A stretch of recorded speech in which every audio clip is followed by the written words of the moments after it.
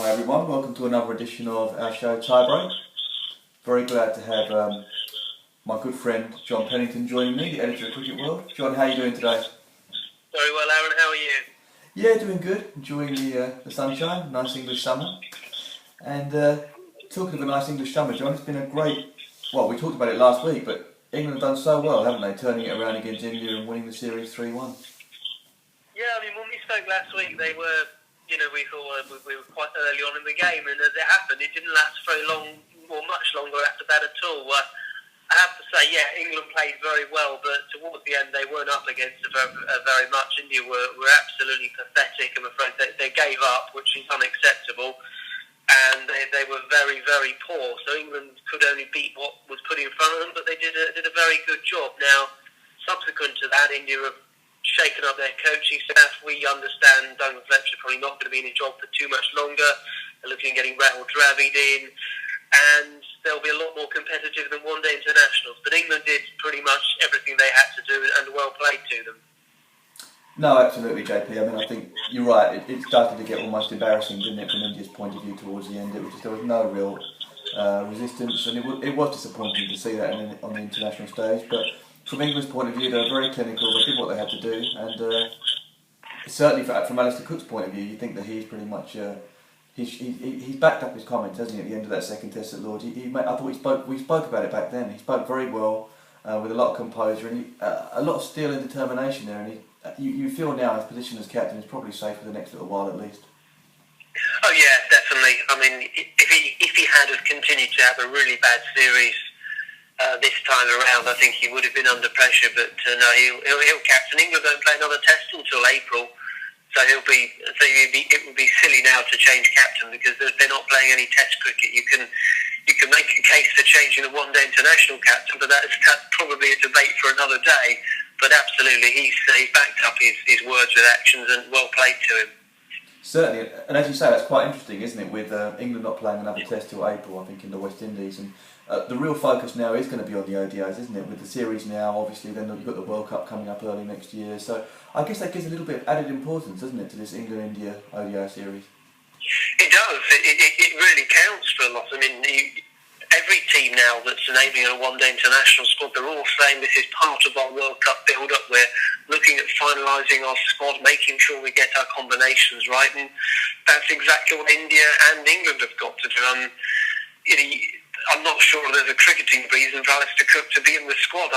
Being captain, we're watching Jason Roy smash the ball about today at 2020 finals day, and a lot of people on Twitter think, why are players like this not being picked for the one-day game? Also got Kevin Peterson to come in later as well, but that's another story. So no, it's a very important series for England and India, of course, and because there aren't that many games before they're heading out to Australia and New Zealand for the World Cup. So yeah, very, very interesting series. I'm expecting it to be a lot more competitive, both from the Test series and also some of the other international cricket we've seen around this week. South Africa, Zimbabwe, West Indies, Bangladesh. Again, it really hasn't been competitive enough.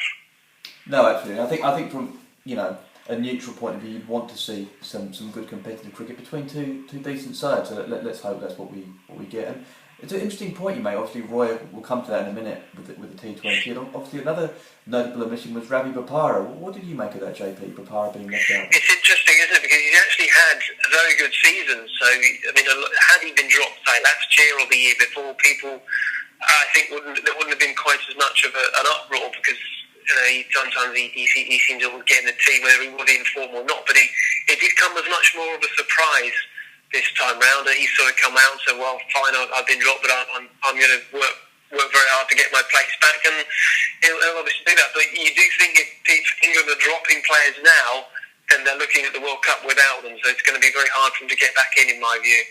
No, I was thinking the same thing, JP. I mean, he's pretty much done all that's asked of him in recent times. He's been scoring runs, both for Essex and for England. Even in the Champions Trophy last year, he was good with bat and ball. He performed pretty credibly. So, yeah, you're right. It does seem as if they're kind of looking towards the World Cup, and barring, I don't know, a spate of injuries or some incredible turn of events, it's hard to see him kind of getting back in now, which, it's unfortunate, but I guess that's the way the selectors have decided to go. Well, JP, yeah, you mentioned Jason Roy, so I know it's 2020 finals day.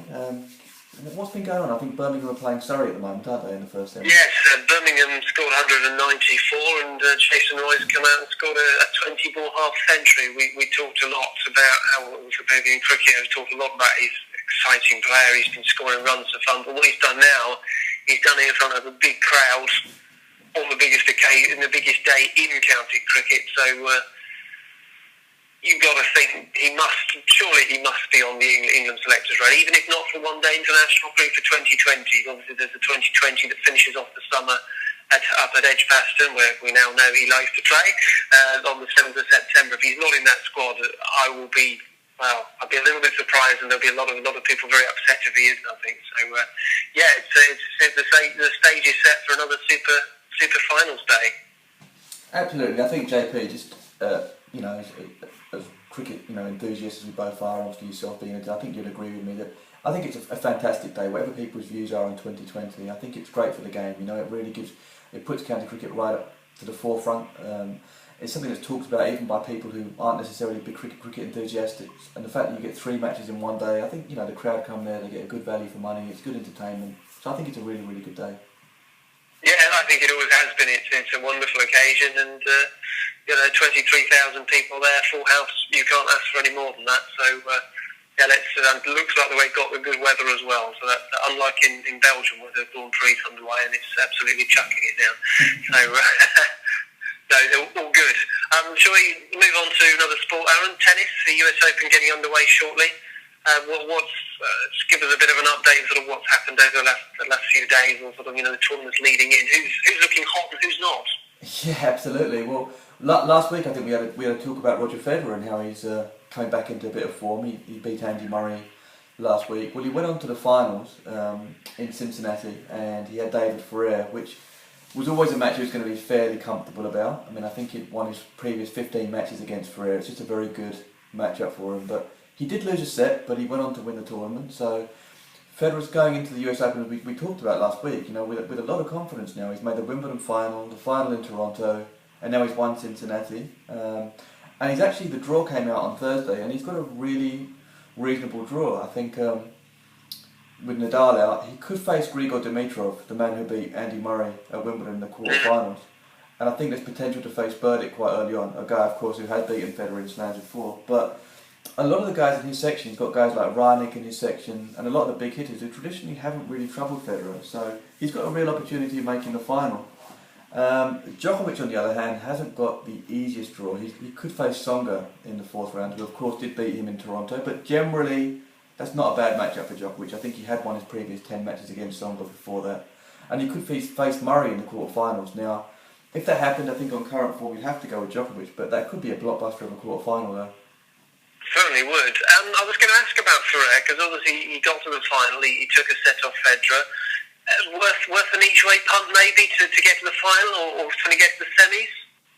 It's tough to know with Ferrer. He's been such a solid player for the last few years now. In fact, he's played his best tennis in the last 2-3 years of his career. He's so good at beating the guys he should beat in terms of his ranking, in terms of where he is. And I've got so much respect for him in terms of how hard he works and how much he puts into his tennis. But you just feel that against the big guys, and I'm thinking of Murray, I'm thinking of Djokovic, Federer, even Wawrinka, those guys, he just lacks that one big shot to really hurt them, in a Grand Slam. I mean, it's all relative, of course. Of course, Ferrer's a world-class player, but I'm talking in terms of the top 5, top 10. He just lacks that big serve or that big forehand. And when that happens, you're almost reliant on one of those guys having an off day. I just feel it's a lot to ask for in a Grand Slam. And what about on the women's side? I was reading something about Eugenie Bouchard, who has this habit of sort of losing the first round of the game, of the tournament before the majors, and then she seems to do very well. Who would you be sort of looking out for on the women's side of things?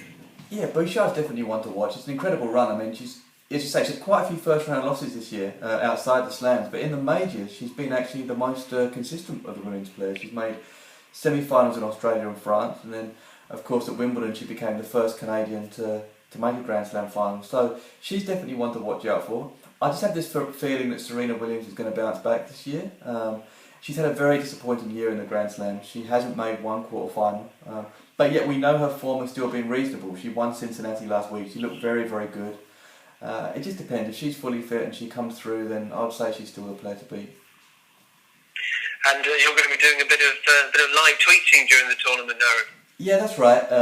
At By the Min Sports, they put on a really good service for the fans where they can just follow some live scores and some live updates. So if you guys follow at By the Minute Tennis, you'll be able to get some live tweets and live updates, and I'll be there during most of the night matches as well.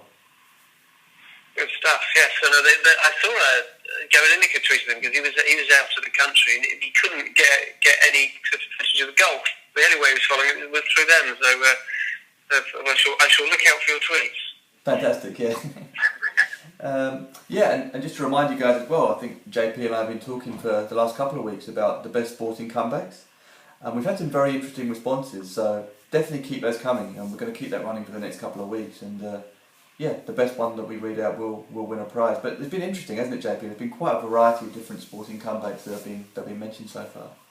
Yeah, very much, and some from some sports that maybe I aren't so familiar with. So there's some that we've got to go and do a little bit of research on, I think. And we had a little bit of a sporting comeback this week in the first West Indies Bangladesh one day international, because West Indies were 34 for 5, chasing 220 odd, and they came back to win. So that was mighty impressive. I think I tweeted it wasn't quite heading the 1981, but it was a very good effort. So interesting that we should be talking about comebacks, and that should happen straight out. It just goes to show that sport does lend itself to the underdog, I suppose. Sometimes, or not the underdog, but you can't ever take anything for granted, I suppose. Completely. And it was quite interesting, wasn't it, seeing Ramdin and Pollard, two opposing captains a few days earlier, kind of unite in that amazing partnership. Yes, yeah, no, very, very good point. I hadn't really sort of thought of it in that way, but yeah, definitely. So symbolic, really, I suppose. Sometimes we read a lot about how the West Indies is difficult for the disparate nations to come together, but on that occasion, they came together and did a super job. Completely. And JP, I think in the last 24 hours or so, there's been, with regards to other sports, some text messages and stuff flying around. Tell me a bit more about that, JP. Yeah, this is the whole sort of Malky Mackay situation, which is a shame that we're a couple of weeks into the football season and we're unfortunately talking about things off field. He's obviously texted some very unsavoury details to what he thought was a private conversation. He's under investigation by the FA, so these text messages, etc., have been revealed, and there's some pretty unpleasant stuff in there.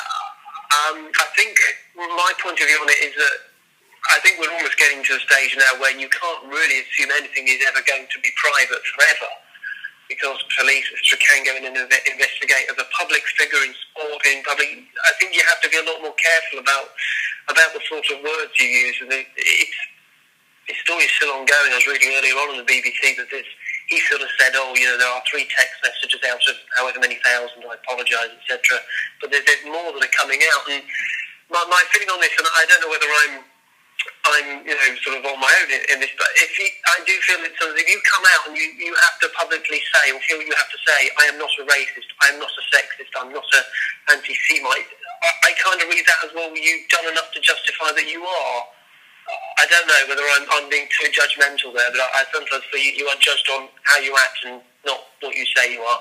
No, I think you actually make some fair points, JP. I think last night I tweeted a little bit different. I was thinking that maybe from a private conversation to private conversation, but then you actually tweeted that point over to me, and it got me thinking actually. Our viewers may be also aware of the whole Donald Sterling issue, where the owner of the LA Clippers said some very unsavoury things about players of colour, let's say, and there are a lot that play for the LA Clippers, and it was a very uncomfortable situation. And I think you're right, once you're in a position of public eye, there's no such thing as maybe a private conversation, and yeah, there might be your personal views, but if they're views that kind of reflect badly on people that are that are going to be working under your part of your sort of establishment, then it's not a healthy environment at all. It doesn't lend itself to a healthy environment, and it's not the sort of example or message that you want to be sending out to kids following the sport as well.